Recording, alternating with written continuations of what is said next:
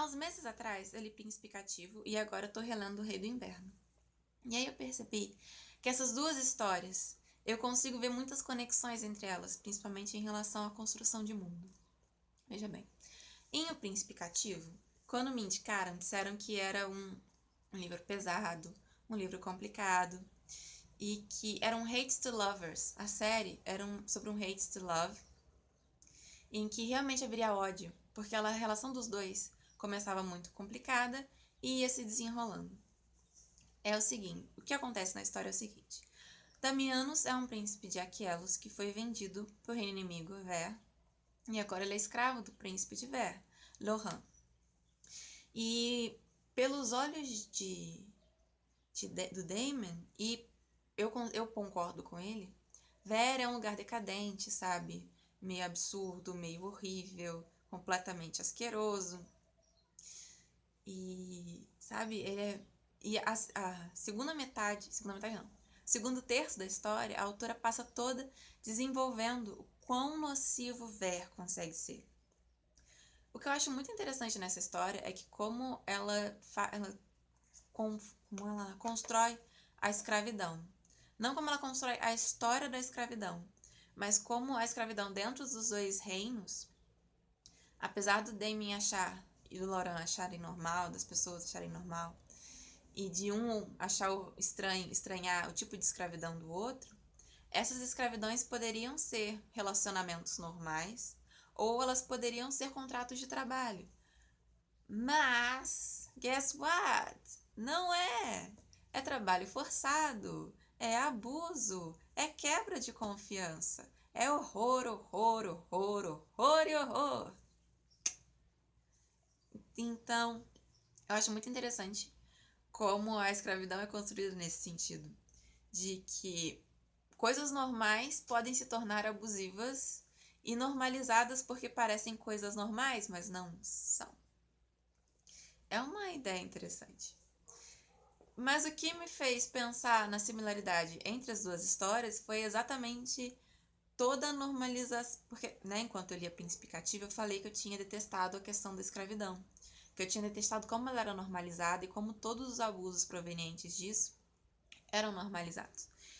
E aí me disseram: ah, mas se é parte do world building, se a construção do mundo é desse jeito e faz sentido, então a história não é ruim, né? Isso é uma questão sua de você não se sentir confortável com isso. Óbvio. Sim, a pessoa está certa. E isso me lembrou agora, lendo o Rei do Inverno, o quão normalizado vários abusos de príncipe cativo em relação, não necessariamente só à escravidão, mas abusos em relação às outras pessoas, esse livro tem, e o quanto é normalizado por causa de construção de mundo. Porque o autor quis pesar a mão para dizer que aquele mundo era horrível, que era, sabe, que era absurdo, que era uma idade das trevas, que é um mundo cru e cheio de maldade. O autor realmente pesa a mão quando ele vai escrever O Rei do Inverno. E esse livro é só a introdução, ele não é a arturiana em si. Aqui você conhece o Arthur, você conhece o Dervel, conhece as outras personagens que vão fazer parte da história. Tem um pequeno, como se fosse um flashback de como eles são, de como eles foram introduzidos dentro da história do Arthur.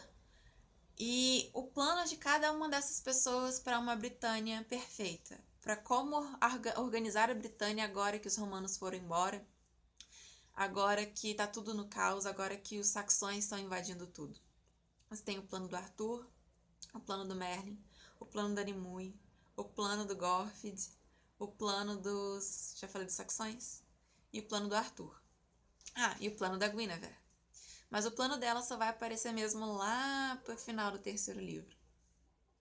Todo mundo tem um plano de como deve ser a Britânia para que ela volte a ser pacífica e organizada. Só que o pacífico não é necessariamente pacífico para a população. E é nesse sentido em que o Arthur desponta, porque ele é a única pessoa que pensa em como fazer as pessoas se sentirem seguras e como trazer justiça para aquela população, para aquela região. E os outros estão mais numa luta de poder. E isso torna ele melhor que os outros. Mas ele não é melhor que os outros, porque ele é horrível também. Ele é orgulhoso também, ele é ambicioso, ele quer poder para si, ele não é exatamente a melhor pessoa possível. E vários dos horrores. E se você pensar, ele é completamente ok com escravidão da mesma forma que me deixou horrorizada aqui. Só que, óbvio, os escravos que escritos aqui não passam tanto perrengue quanto os escravos que estão aqui, mas ainda é horrível. E quando eles passam perrengue, é horrível de ler. É muito incômodo. E todo mundo normaliza, sabe, os problemas que tem nas duas histórias. E é estranho porque eu me sinto muito mal lendo, muito pior lendo esse, mas deu pra ler, do que lendo esse, que também é bizarro.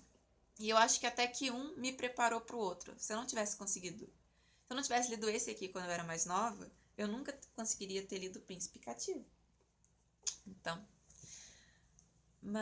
então eu acho que é interessante pensar nisso no que eu não tinha parado pra pensar antes. Eu não tinha parado. Cada vez que eu leio O Rei do Inverno, eu encontro mais problemas.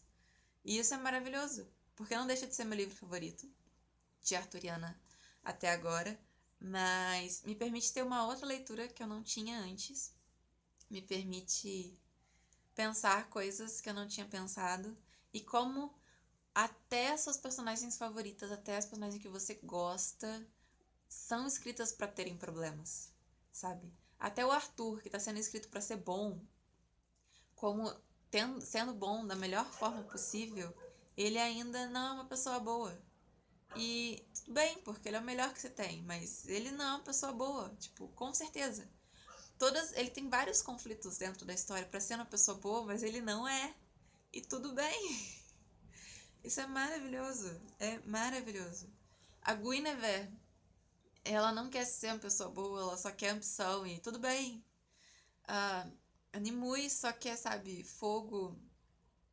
Ela só é fogo e fúria e tudo bem. E tudo bem, sabe? É maravilhoso.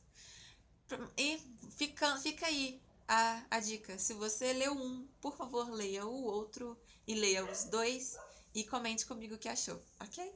Obrigada!